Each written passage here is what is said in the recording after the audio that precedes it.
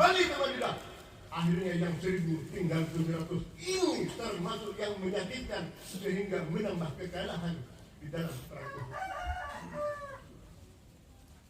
Pasukan kafir Quraisy sebetulnya sudah mundur ketika itu. Nanti di Gunung Uhud ada sebuah gunung kecil di mana 50 personil Rasulullah menempatkan dan sangat diwanti-wanti oleh Rasulullah, jangan kau turun sebelum aku perintahkan turun. Karena ini adalah pemukul yang paling menentukan. Ketika kafir Quraisy ini sudah mulai maju, dihantam oleh Ridwan Allah dari atas bukit. Mundur mereka, sekarang kabur mereka, mati mereka, hancur mereka. Melihat suasana seperti ini, terbersih suasana perang Badar. Mereka turun mengambil harta rampasan yang banyak tergelimpang di situ. Melihat itu, Khalid bin Walid, pasukan kegiatan yang paham betul akan peperangan, dia sudah turun. Dia nyambung dari belakang dengan kavalinya dan infanterinya maju dari depan. Habislah umat Islam ketika itu. Dalam kabut dan disuarakan oleh mereka untuk mengatakan situasi bahwa Rasulullah sudah wafat. Padahal Rasulullah tidak wafat. Semakin menambah kekacauan. 70 orang umat Islam menjadi syuhada. Inna lillahi wa inna ilaihi raji'un. Derayan air mata. Ketika itu Rasulullah bukan hanya mengalami luka sampai pelindung kepalanya Rasulullah menjadi yaitu topi badan. Gigi Rasulullah pecah, menitis darah. Tapi Rasulullah tidak meminta kepada Allah, ya Allah, seandainya Rasulullah itu disebutkan dalam surah Al-Baqarah. Kalau Rasulullah itu meminta dan mengingat kepada ya Allah, hancurkan semua, akan menjadi tanah dan menjadi puing-puing belaka. Seandainya Rasulullah mengizinkan gunung Uhud untuk mengikutinya, mau jadi apa pasukan kafir Quraisy? Jadi tanah. Tapi Rasulullah tidak. Ini adalah perjuangan fisik yang harus dilawan dengan fisik. Bisa diambil hikmahnya bahwa ketidakpatuhan di dalam peperangan akan membuat kekalahan di dalam perang itu sendiri. Orang munafik yang berada di dalam sebuah majelis perkumpulan organisasi akan membuat hancur majelis dan organisasi itu sendiri. Dan sejauh-jauh majelis dakwah dan zikir subuh ini yang sudah 300 orang tercatat. Seandainya saja ada yang munafik, lah kontak jadi ketua.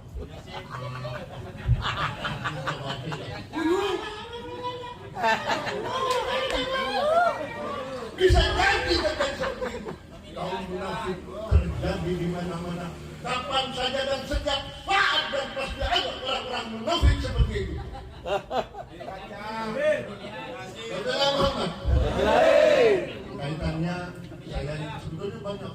Kisah di perang Sawari, perang Hunain, nikahnya Rasulullah dengan Siti Aisyah. Tapi saya tunda dulu karena saudara kita mau berangkat umroh.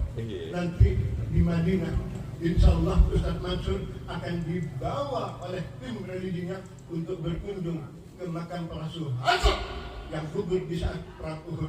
Di sana akan diperlihatkan kuburan Sayyidina Hamzah. Sayyidina Hamzah Muhammad Rasul. Ya Allah, menitis air mata. Ketika itu ya Allah, siapa yang membunuh Sayyidina Hamzah ketika perang Uhud? Yaitu yang bernama siapa namanya? Amsi bin Ab. Budak hitam yang tidak disangka-sangka, ayah dari Hindu, dari bangsa Habsyah, orang Mekah. Ini yang membunuh Sayyidina Hamzah, sang siap perang ketika itu, yang cukup dihandalkan, gugur di tangan seorang budak yang menghunuskan pedangnya dari perut hingga tembus ke belakangnya. Tidak disangka orang yang jalan yuk takut tak perang mangkat mangkain akhir dari sini misalnya siapa sih yang gak akan mau kebantu kamu kau tak teman yang baik ternyata mudah dari belakang tapi akan berhati mulia dia berhati malu ada kita tapi hatinya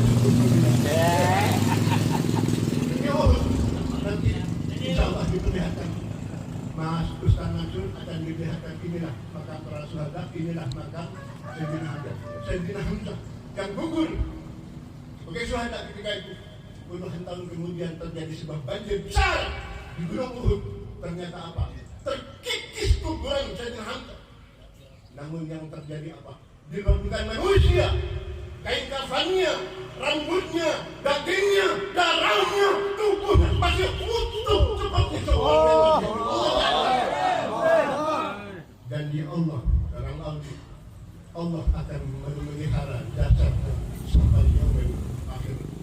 Menggulung niat oleh keluar ekonomi.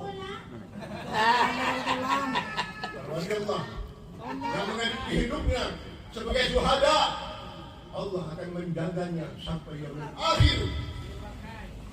Inilah orang-orang yang ridho Allah. Jangan di antara kita berpecah belah. Jaga persatuan. Karena ini yang menguatkan kita. Janganlah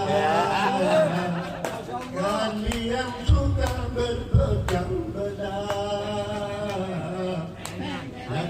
Sangat di atas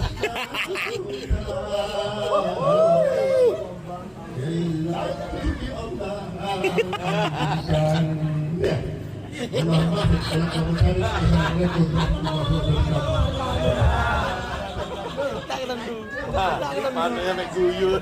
Nah.